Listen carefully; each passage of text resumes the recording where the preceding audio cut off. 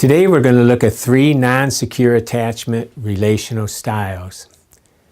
The first is anxious, clingy, people-pleasing, and needy relational styles. Anxious, ambivalent, or distracted attachment is what it's officially called. This is where we find ourselves being distracted, upset, or troubled with people. When our caregiver was inconsistent in meeting our needs, or they are overly intrusive, we could not reliably depend upon them for attunement and connection. This inability to count on consistency creates an anxiousness and insecurity with the other people that we feel have the power to help or hurt us. We find it hard to depend on others unless we are perfectly sure that we can please them. If we can just be good enough, this often plays out in excessive clinginess and dependence on others with the unconscious hope that our needs will be met some of the time. It also leads to an obsessive need to please others so they won't be displeased or reject us. Some of the beliefs about ourselves is I am unlovable, broken, unworthy, bad, unwanted, damaged goods, nothing. I am unable to secure the love I need unless I am clingy, behave properly, or become dramatic or angrily manipulating love. Our belief about caregivers are that they are capable of loving me, but might not if they see my imperfections. Others are trustworthy, but due to my own imperfections, they may abandon me. I must try hard to get them to love me, or I must please them or I'll be rejected. If they knew the truth about me. Some of the beliefs about life are, life can be good, but I can't count on it. Or I must be vigilant and constantly be on my guard against abandonment or rejections. Some of the symptoms that we see in a person with this anxious, clingy, people-pleasing, this needy kind of thing, is that relational style usually lives with the fear of rejection, or worse, abandonment. This can result in being frozen with fear or blinded by an unrealistic romanticism. This person will often feel incompetent and believe that they cannot succeed by themselves. They think that they but need others, more stronger, to take care of them and protect them. To them, the world is dangerous and a disaster can strike at any time, so they are always on their guard and constantly trying to play it safe. Although they experience life with intense emotion, love, and laughter, deep down they are needy and insecure.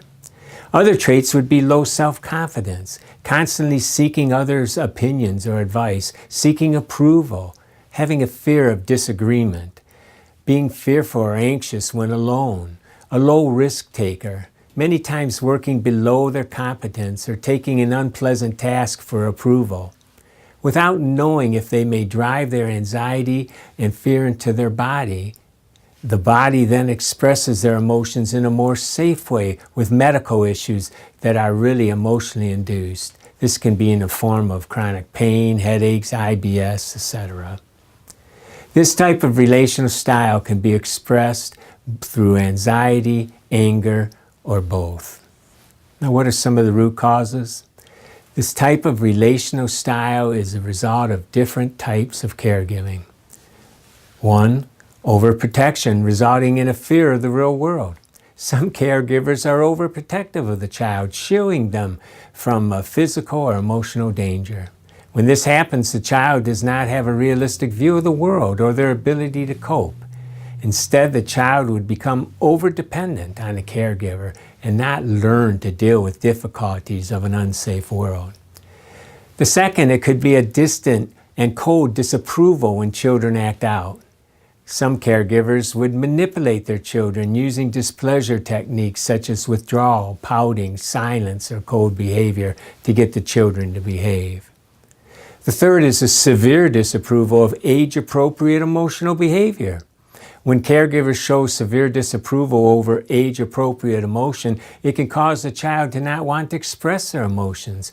Instead of expressing displeasure or disagreement in a healthy, assertive way, the child grows up bottling up their emotions, becoming passive-aggressive, or showing physical signs of psychosomatic illnesses. Dr. Siegel We'll show this now on this video on ambivalent attachment. Let's watch. So that was the first style. Now let's look at non-intimate, avoidant, do-it-myself relational style. Technical term is avoidant or dismissive attachment. This is where a person heads off, avoids, or even fends off close relationships. They avoid closeness and emotional connection.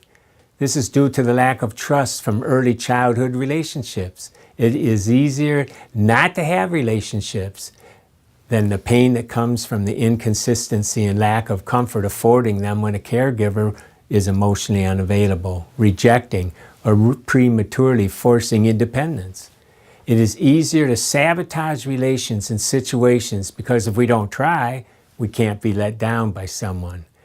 We think that they should care. Unlike the ambivalent, the avoidant feels the opposite about themselves, caregivers in life. Let's look. Beliefs about the self. I am unworthy of love. I have the ability on my own to secure the love and security I need. Their beliefs about caregivers. While some are incapable of loving me and giving me what I need, most people are untrustworthy or unreliable when it comes to loving me or meeting my needs. I don't need others and will take care of my own situation. Do you see the subtle difference? Beliefs about life. Life can be good, but I can't count on it. I must take care of myself and to not allow myself to be let down by others. Some of the symptoms. A person with a non-intimate, avoidant, do-it-myself relational style usually struggles with emotional connection. It is difficult for them to listen sensitively to feelings and thoughts of others, even those that are closest to them. This could be due to them being too busy, classic way to avoid emotional intimacy, or that they seriously feel like it is childish and immature to be emotionally sensitive. They may want a relationship and be loving, but they have real difficulty being intimate and vulnerable. For this person, it may be very difficult to share their personal and sensitive thoughts or feelings. It is also difficult and perhaps undesirable to participate in non-sexual touching and tender affection. Even though a person can be nice and the life of the party, they have real difficulty letting people close to them. A person with this relational style has a strong tendency toward addictions. This is because substance, pornography, computer games, overwork, studies, foods, and others' overindulgent behavior will take the place of relationships. We can get a sense of meaning in false relationships from these non-personal activities. While it is not uncommon for a person that this avoidance to be isolated and lonely, some react in more socially aggressive ways. They become very self-centered. This can come out in excessive need for praise, a condescending attitude, sensitivity to criticism, or manipulation for our own gain. They could have poor empathy for others and excessive name dropping. Internally, there may be a strong desire for fame, power, or riches. There may be a strong leaning toward envy and even jealousy. Finally, it may be an anger toward God as well. Deep down, they have allowed God to take on the characteristics of their caregivers, and there's a bitterness and doubt about God. Some of the root causes of this style is the kind of caregiving that leads to this relational style is when a caregiver ignores or dismisses the emotional or physical needs of a child. Being insensitive to their needs sends a signal that the baby will not be cared for when they feel a deep need. Dismissing or rebuking the emotional sharing of a child also causes a bearing of those emotions. Anger and frustration without returning to a caring attitude allows a negative body language to send a message to the child. Worse, a caregiver that completely ignores, punishes, ridicules, or shames the child for crying sends a deep, wounding message to the child. A person that has been abandoned or rejected for sharing feelings and the hurt from that causes them not to take the risk again. Why be vulnerable so people can misinterpret or criticize again? And this is scary to a person who was taught to quit complaining, quit crying, failure is not an option, or bear with it. Even worse, parents were not emotionally there Who wants to be alone again? Who wants to share and then the result is shame or rejection? They believe if you keep your feelings at a distance, they will keep theirs. No harm, no foul. There's also a self-reliance that comes from not having your needs met by others. If caregivers were unreliable, then the child learns to shut down external cries for help, move emotion issues on the side. We can know that someone cares for us, but nevertheless, they could still hurt us. The pain of being let down again is too unbearable. This person may be a good leader, very dependable and self-reliant, but inside, very lonely and empty. Again, Dr. Siegel has a short video on the avoidant attachment style. The third style is chaotic, confused, victim, hot and cold relational style. The technical term is disorganized attachment. When a child's need for attachment or emotional closeness is unmet or ignored, or if the parent terrorizes the child over and over again, the child can find themselves being overwhelmed, traumatized, and frightened so much that much of their life is disorganized and chaotic. Some of the coping mechanisms may include dissociation, withdrawal, extreme passivity, or aggression in getting needs met. When a person with an ambivalent relational style feels negative about themselves and a person with an avoidant relational style feels negative about others, the person that has a disorganized relational style is both. They feel negative about themselves and others. What are some of the beliefs about self? I'm not worthy of love. I'm not able to get love unless I get extreme. I can be clingy or angry. I'm either a victim or have a desperate need to control my environment. Some of the beliefs about caregivers. People are unable to love me or meet my needs. Others are unwilling to meet my needs or love me. Others are unreliable or untrustworthy when it comes to meeting my needs or loving me. And some of the beliefs about life. Life is dangerous, confusing, and dark. I must be on my guard and react swiftly and extremely or escape by dropping out right here, right now. Some of the symptoms. Finally, what would help a person with this attachment style the most is to talk about it. But a symptom of disorganized attachment is the inability to share about their trauma. First, this is because most of the memories are implicit and not biographic.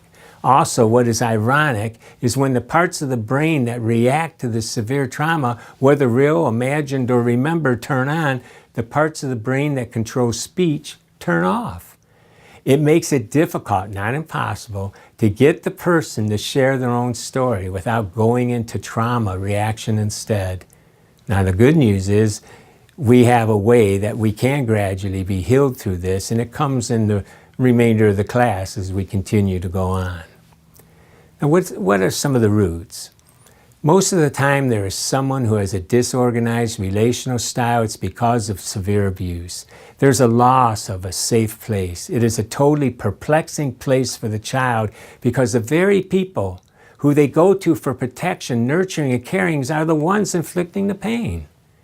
Abuse can be in the form of severe neglect, verbal assaults, physical pain, violence, sexual abuse, addictive behavior, or irrational behavior acted out in front of the children. This is devastating to a child's mind. Everything is up for grabs and the child will try anything to survive. Because of the nature of the abuse and the non-predictability, the child learns to be either impulsive or react in severe manners to avoid the pain or to be passive and hide deep inside away from what's going on from them. What makes it worse is because of the trauma, the brain is firing endogenous opioids. With the constant abusive household, there can actually be an addictive nature to trauma due to the constant manufacturing of these opiates. This also makes one very susceptible to substance abuse. Redoing our attachment styles. We know that relationships are at the root of our attachment issues, and relationships are the cure. So we can redo them. In the last 10 years, we've discovered that we can have a do-over card. We can, as adults, redo our attachment styles. However, this takes time. We've developed our style over time, and our brains will take time to rewire this new relational pathways. We need to regain good, healthy attachments with others in order to be healed. We do this through attaching to God and others. Let's look at a video now by Dr. Dan Siegel on the disorganized attachment style. We just saw Dan Siegel talking about the disorganized attachment style. Now, it's easy to get discouraged when you see all of this, and it's complicated, I get that. So I encourage you to listen to our audio. We'll go into a little bit more explanation. Go back and read the notes, because there's some good news here. We can regain a new attachment style. It's not too late. We have a do-over card. Part of it is in creating new relationships with other people through attachment and attunement, and then also having a relationship with God the Father. He wants to reparent us. And we'll get into this in other lessons as we go forward, and it's also in the written lesson that you'll be reading. So please watch the video, maybe again, at least listen to the audio and read the subject matter in the materials that we've given you, and that will help you get a good handle on this. Attachment is an important theory here, and the good news is, let me say it again, the good news is we can have new, secure attachments as an adult. That freed me up when I heard that, and I'm done it myself. I have new attachment styles today because of what people have done with me and for me and what God has done for me, and He can do the same for you. So stay with it. We'll see you in the next class.